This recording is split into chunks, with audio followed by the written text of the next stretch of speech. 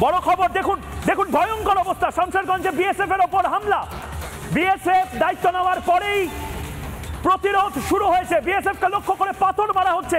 আমরা জানি না বাংলা কোন পথে যাচ্ছে। বিএসএফ কে লক্ষ্য করে পাথর, কিন্তু তারা বোধহয় জানেন না একজন বিএসএফ কে পাথর মারলে বিএসএফ পালিয়ে যাবে না পুলিশের মতন। আরো বিএসএফ নামবে, আরো প্যারামিলিটারি ফোর্স নামবে, আরো সিআরপিএফ আসবে, প্রয়োজনে সেনাবাহিনী আসবে। বিএসএফ কে লক্ষ্য করে পাথর, যদি সেই ছবি থাকে সেই ছবি আমরা চালানোর জন্য বলবো।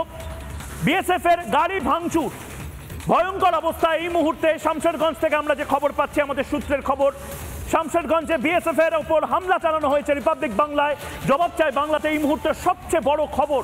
বিএসএফ বাংলায় মুর্শিদাবাদের দায়িত্ব নেওয়ার পর থেকেই বিএসএফ কে এবার টার্গেট করা শুরু হলো। বিএসএফ এর গাড়ি ভাঙচুর। বিএসএফ, আমরা এই খবরের দিকেই থাকছি, এই খবরেই থাকছি এই মুহূর্তে গোটা বাংলার সবচেয়ে বড় খবর। আপনারা জানেন ক্যালকাটা হাইকোর্ট অর্থাৎ কলকাতা হাইকোর্ট এই মুহূর্তে যে নির্দেশ দিয়েছিল বিএসএফ ডিপ্লয় করতে হবে, পুলিশ পাচ্ছে না, পুলিশ কোল্যাপস করে গেছে। এবার দেখা যাচ্ছে বিএসএফ এর ওপর হামলা, তার মানে মৌচাকে ঢিল পড়েছে।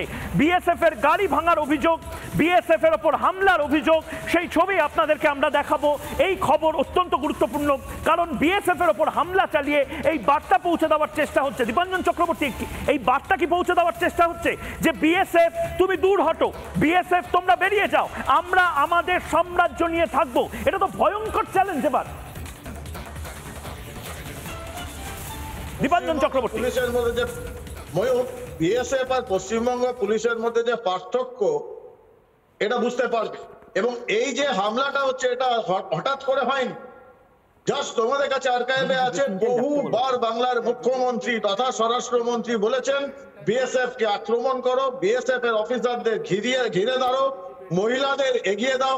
এই বারংবার বিএসএফ কে টার্গেট করেছে এবং তৃণমূলের সর্বোচ্চ প্রশাসনের মাথা মমতা ব্যানার্জি থেকে এই পোকা মাকড়, ওই 3.5 বছর জেল খাটা এই নর্দমার একটা আসামি, প্রত্যেকটা লোক কেন্দ্রীয় এজেন্সি, কেন্দ্রীয় বাহিনীর বিরুদ্ধে উস্কিয়ে গিয়েছে।